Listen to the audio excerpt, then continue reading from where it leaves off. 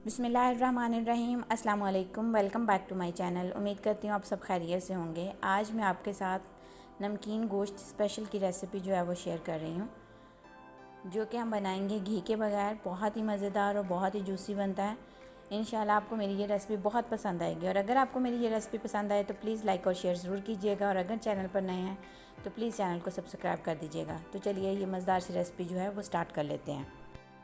नमकीन गोश्त बनाने के लिए आपने जो है वो अपने गोश्त की सिलेक्शन इस तरह करनी है कि आपका गोश्त जो है उसमें हड्डी भी हो और उसमें थोड़ी फ़ैट भी हो, जिससे आपका गोश्त जो है वो बहुत ही टेंडर और बहुत ही जूसी बनता है। मैंने यहाँ पे 1.5 किलो के करीब जो है वो मटन लिया है।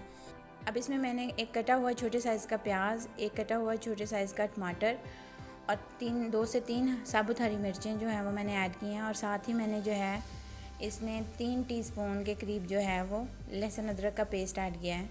ये मेरा एक क्यूब जो है वो 1 टीस्पून के इक्वल है, तो यहाँ पे मैंने 3 क्यूब्स जो हैं वो ऐड किए हैं।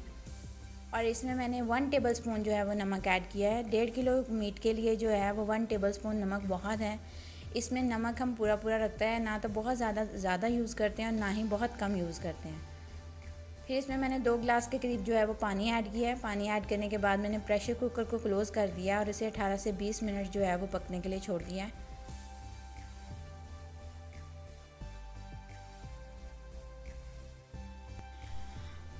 अब हम प्रेशर कुकर को ओपन करेंगे, और प्रेशर कुकर ओपन करने के बाद देखिए हम मीट जो है वो बिल्कुल गल चुका है और इसमें थोड़ा सा पानी है, और जो पानी है इसको हम जो है वो ड्राई कर लेते हैं।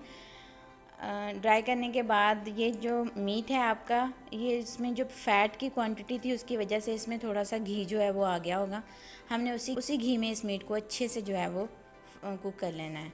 इसको कम से कम आपने यहाँ पे 10 से 12 मिनट के लिए उसी घी के साथ भूनना है। जितना अच्छे तरीके से आप इसको भूनेंगे आपके नमकीन गोश्त का टेस्ट उतना ही ज़्यादा अच्छा होगा।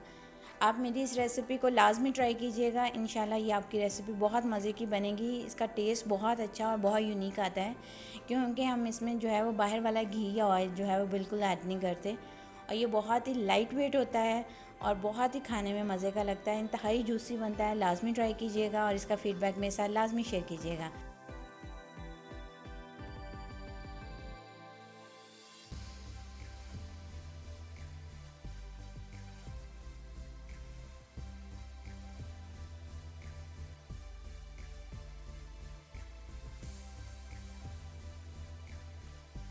तो देखिए यहाँ पे हमारा मटन जो है वो अंदर से कितना जूसी बना है। ये इंतहाई सॉफ्ट है, बहुत ही टेंडर है।